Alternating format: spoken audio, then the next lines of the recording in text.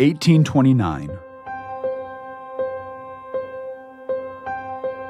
May 15th.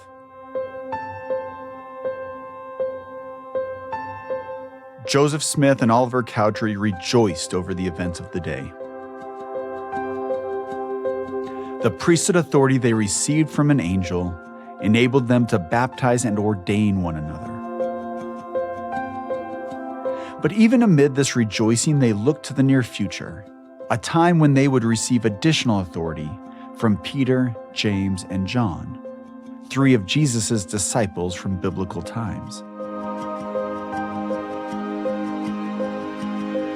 And surviving records tell us that they eagerly awaited this conferral of additional priesthood authority that a later revelation would identify as the Melchizedek priesthood.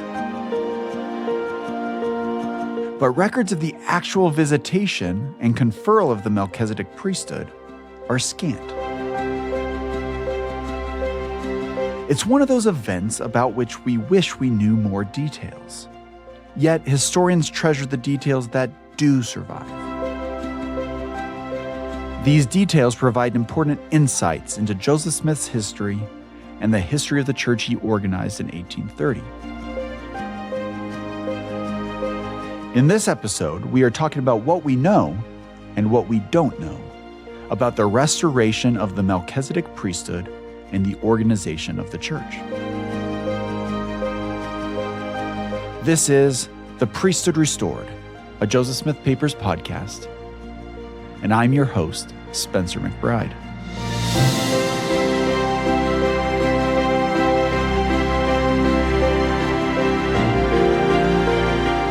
Episode 3, The Voice of Peter, James, and John.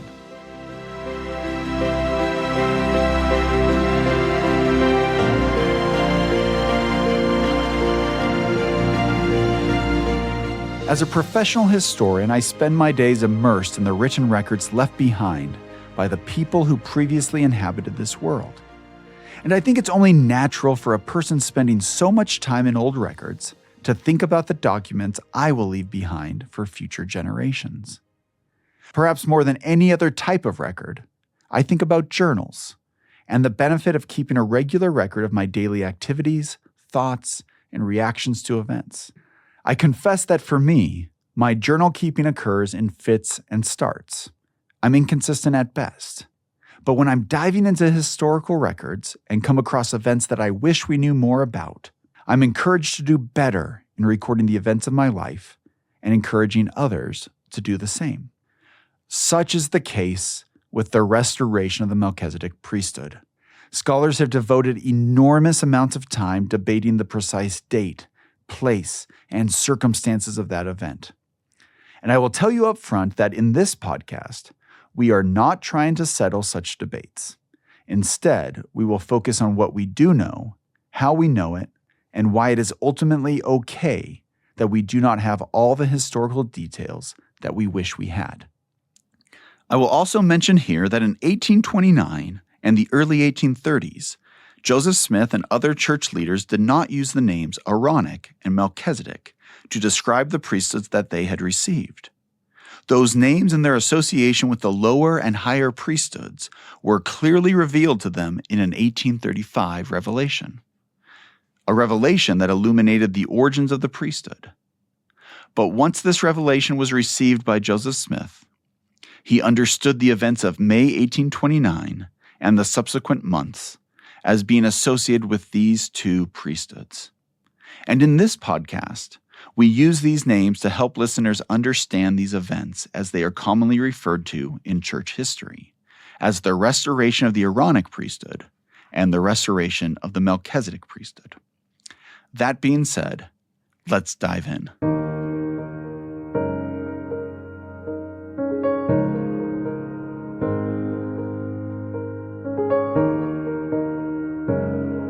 As mentioned in the previous episode, much of what we know about the restoration of the Aaronic priesthood comes from later histories, attempts by Oliver Cowdery and Joseph Smith to capture events that they had not adequately recorded at the time. For Oliver, we see much of this effort occurring in 1834. Matthew Godfrey, managing historian of the Joseph Smith Papers, explains. Oliver writes a very detailed description about the restoration of the Aaronic priesthood. And after writing this description of it, where he gives the precise date, he talks about John appearing and giving them this authority. He says that after this time, they also received the high priesthood as well, which he means Melchizedek priesthood when he's talking about that. And he says, but an account of that will be given later. And then he never gives the account. So he had plans to give an account of the restoration of the Melchizedek priesthood, but he never really got around to it. And so our records of when the Melchizedek priesthood was restored, where that occurred, a lot of that is kind of spotty. Some of the best details of this event come from mentions of Peter, James, and John in revelations now canonized in the Doctrine and Covenants. For instance, Doctrine and Covenants, section 27. Section 27, as we know it today, is actually comprised of two revelations, or an 1830 revelation that was expanded by Joseph Smith between that time and the publication of the Doctrine and Covenants in 1835. And that revelation lists a number of biblical patriarchs, connecting the work Joseph Smith was doing to the work of these ancient prophets. The revelation also mentions the appearance of John the Baptist to Joseph and Oliver, and then, in verses 12 and 13, as the revelation is published today, the text states, "And also with Peter and James and John, whom I have sent unto you, by whom I have ordained you and confirmed you to be apostles and as special witnesses of my name, and bear the keys of your ministry and of the same things which I revealed unto them. Unto whom I have committed the keys of my kingdom, and a dispensation of the gospel for the last times, and for the fullness of times, in which I will gather together in one all things, both which are in heaven and which are on earth." Originally, D&C 27 is about what can you use for the sacrament. That's Michael McKay, an associate professor of church history and doctrine at Brigham Young University. But he explains some of the significance of the way that the revelation soon moves into a list of the different prophets in human history and the various angelic visitations that Joseph Smith has experienced. And one of them is Peter, James, and John. And it says, you know, Peter, James, and John, the people who ordained you apostles, gave you the keys of the kingdom, and offered up the final dispensation. This is your most explicit account that we have of what they gave us, who they were, why they came, and how they fit within the restoration of priesthood all the way back to Adam. So those are remarkable revelations, and you get that broader priesthood restoration. So in comparison, if you were just to say Peter, James, and John restored the Melchizedek priesthood, well, that is so much less than what they restored. They restored a concept, keys that have been passed from every major patriarch across time. What this revelation makes clear is that Peter, James, and John visited Joseph Smith and Oliver Cowdery. In May 1829, John the Baptist had promised them that the higher priesthood authority, the keys of which were held by these three biblical apostles, would be conferred upon them. These verses in section 27 of the Doctrine and Covenants record that it took place. There is no mention of a date, or if the angelic visitors bestowed the Melchizedek priesthood and ordained Joseph and Oliver apostles in a single visit. Instead, the event is mentioned as one of multiple examples of angelic visitations to Joseph, and to contextualize the spiritual work Joseph was undertaking within the work of biblical prophets. So it is less a detailed history of the restoration of the Melchizedek priesthood than it is a reference to the event. In addition, we notice that the language of priesthood conferral had not been standardized yet. In the church today, members talk about conferring priesthood authority and ordaining to priesthood offices. But surviving historical records demonstrate that Joseph and others sometimes use those words confer and ordain interchangeably. Their meanings were not yet fixed within the vocabulary of the church. Still, there are more references to this event in later records. For instance, in 1846, Oliver Cowdery recalled in a letter how it felt to be in the presence of Peter to receive the greater priesthood. And decades later, in the 1880s, A church member named Addison Everett recalled Joseph Smith recounting the event. But surviving records of such a visitation from Joseph's lifetime are largely limited to references in his letters and published revelations. In an 1842 letter to the Latter-day Saints, Joseph Smith provided some more details. That letter is now canonized in the Doctrine and Covenants as section 128. And one verse of that section refers to the voice of Peter, James, and John in the wilderness between Harmony, Susquehanna County, and Colesville, Broome County, on the Susquehanna River, declaring themselves as possessing the keys of the kingdom and the dispensation of the fullness of times. I asked Mark Staker, a curator in the church's Historic Sites Division, how, if at all, these different references to the event can help us narrow down the place in which it occurred. Well, we know a few things. We know because Joseph told us that Peter, James, and John appeared on the banks of the Susquehanna River, somewhere between Colesville, New York, and Harmony, Pennsylvania. That's about a 15-mile length of road, and the banks of the river come to the road at 5 different locations along that. And so if they hadn't gone far from the road, one of those 5 could have been the location, but we don't know if they went far from the road. There are things to suggest that maybe they were not on the road, that there might have been some persecution going on. And so that's as close as we can come to a location. And what about the date of the restoration of the Melchizedek priesthood? That still remains unknown. But do these scattered references to the event provide clues to a time frame in which it might have occurred? Since we know a location, we know that it had to be on the road between Colesville and Harmony, we can look at times when Joseph was there or could have been there and was not up in Fayette or elsewhere. And there are only a few times when that's the case. Mark mentioned Fayette, New York, because a little more than 2 weeks after the visitation of John the Baptist, Joseph Smith and Oliver Cowdery left Harmony for Fayette in order to finish the translation of the Book of Mormon. It's possible that they had this encounter with Peter, James, and John before they left Harmony for Fayette. And Joseph was away from Harmony for some time as he arranged for the publication of the Book of Mormon. Well, after the Book of Mormon is published, he goes back to Harmony and he does a lot more work on his property. And so he's there for a brief period of time. Joseph returned to Fayette for the organization of the church in April 1830 and was back in the area around Harmony and Colesville in June of that year. But that summer, he left the area and never returned. So if we are looking at the time period in which Joseph and Oliver could have been on the road between Harmony, Pennsylvania, and Colesville, New York, we are talking between May 1829 and summer 1830, with many months in that interval in which we know Joseph was completely away from the area.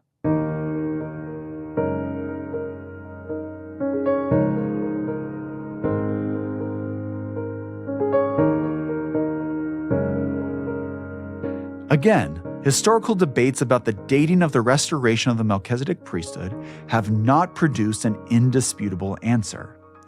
But there is one related event that strongly suggests that it occurred shortly after the restoration of the Aaronic priesthood and before the organization of the church in 1830. After all, when the church was organized in Fayette, New York, Joseph and Oliver were sustained by those present as the first and second elders of the church. And Joseph and Oliver bestowed the gift of the Holy Ghost by the laying on of hands upon those who had been baptized. So the contextual event that I am talking about occurred in a place known as the Chamber of Father Whitmer. Who was Father Whitmer? And what does this chamber have to do with the story of the priesthood restoration? Joseph and Oliver move to New York. They go up there to finish the translation of the Book of Mormon at the invitation of the Whitmer family. The Whitmers were familiar with Oliver Cowdery. Oliver had communicated with them about what was happening down in Pennsylvania, and so they invited Joseph and Oliver to come up and live with them while they finished translating the Book of Mormon. And so Joseph and Emma and Oliver move up to New York, and they're staying with the Whitmers. Once in New York, Joseph and Oliver used the priesthood they received from John the Baptist to baptize several other people, including members of the Whitmer family. Now, they were wondering about the authority to confer the Holy Ghost upon others. In this setting, a spiritual manifestation occurred. In his history, Joseph Smith described what happened next. We had for some time made the matter a subject of humble prayer, and at length we got together in the chamber of Mr. Whitmer's house, in order more particularly to seek of the Lord what we now so earnestly desired. We had not long been engaged in solemn and fervent prayer, when the word of the Lord came unto us in the chamber, commanding us that I should ordain Oliver Cowdery to be an elder in the Church of Jesus Christ, and that he also should ordain me to the same office, and then to ordain others as it should be made known unto us from time to time. We were, however, commanded to defer this ordination until such times as it should be practicable to have our brethren, who had been and should be baptized, assembled together, when we must have their sanction to our thus proceeding to ordain each other, and have them decide by vote whether they were willing to accept us as spiritual teachers or not.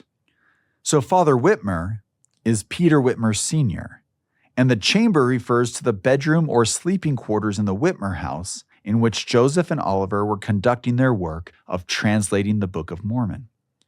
It was here that Joseph and Oliver heard the voice of Jesus Christ telling them that at a future date they should ordain one another and others, but that action required the approval of the church, which they had not yet organized.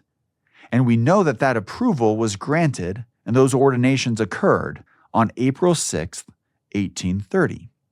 So when Joseph and Oliver heard the voice of Christ in Peter Whitmer's chamber, had Peter, James, and John already appeared and conferred the priesthood upon them? Possibly. Or did that event occur sometime between the revelation in the Whitmer house and the organization of the church? Maybe. The language of the account is unclear. We simply do not know. However, Mark Staker offered one possible way of understanding this event in the larger story of the priesthood restoration. If we go back to the Aaronic priesthood and how that unfolded, we read that John the Baptist came, ordained them to the Aaronic priesthood, commanded them to baptize each other, and commanded them to then ordain each other to the Aaronic priesthood. So when was the Aaronic priesthood restored? Was that when John the Baptist ordained them, or was that when Joseph and Oliver ordained each other to the Aaronic priesthood?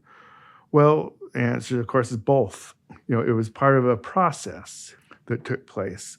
So when was the Melchizedek priesthood restored? They are looking forward to conferring the gift of the Holy Ghost on these baptized members, and they're looking forward to that authority to do so.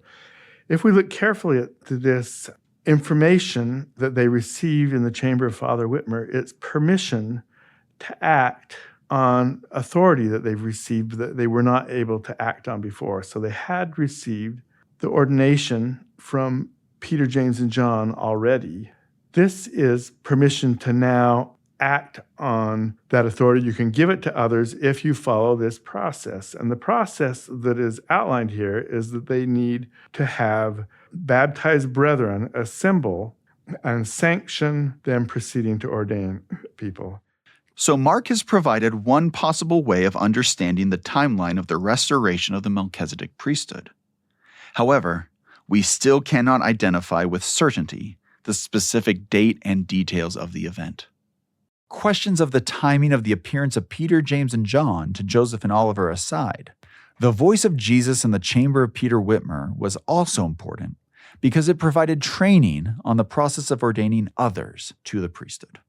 I think this is important because it kind of clarifies and reiterates to them the importance of the authority that they obtained from Peter, James, and John, that this was the authority to confer the Holy Ghost upon people, that those who held this authority were to hold the office of elder in the priesthood, and that you needed to be ordained to these offices. Just because you had the authority didn't mean that you necessarily held an office within that authority. And so that had to happen as well.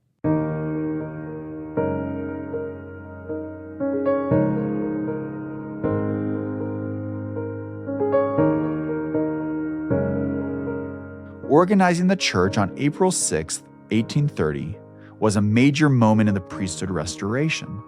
But when we have the benefit of hindsight, it might be easy to forget that organizing the church was not always on Joseph's radar. Michael McKay explains. To say that as early as 1820 he thought he was going to create a church, it's actually the opposite there, right? He's going to ask, which church should I be baptized into? And so it's this idea that he isn't cognizant of him creating a church. Rather, in Joseph's 1820 vision of deity, God commanded him to join none of the churches he was then considering, but instead to wait patiently for the complete truth of the gospel to be made known unto him. But in the summer of 1829, Joseph began dictating revelations to people such as Oliver and his brother Hiram that included commandments for them to help establish the church. But you also don't have any documentation of Joseph having ambitions to become a preacher, to become someone who founds a church. You don't get that in the record. You get commandments of God to someone else. And so here, I think this tells you about the nature of Joseph Smith, his personality. He isn't out there going, I'm ambitiously going to create an empire, a church that will all have power within. It's him saying, God keeps giving me these revelations in which he wants you to establish a church with me. The construction of that church is not an ambition. It is a kind of a humble fulfillment of a commandment that he believes he's getting from God. On the Whitmer's farm in Fayette, New York, on April 6, 1830, several men and women assembled, many of whom had previously been baptized. Joseph and 5 others officially organized the church and then proceeded with the business he and Oliver were commanded to conduct months earlier. With the sanction of those assembled, they ordained each other elders and were accepted by the congregation as the first and second elders of the church, respectively. The sacrament was administered for those in attendance, and many who had been baptized were confirmed members of the church and received the gift of the Holy Ghost. Others were baptized at the conclusion of the meeting. So from the very first meeting of the church in 1830, the exercise of priesthood authority was a central component of worship.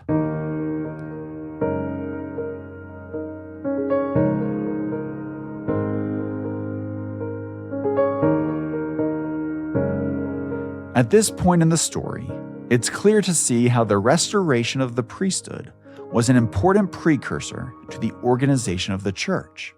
But the establishment of the church was also an important moment in the restoration of the priesthood.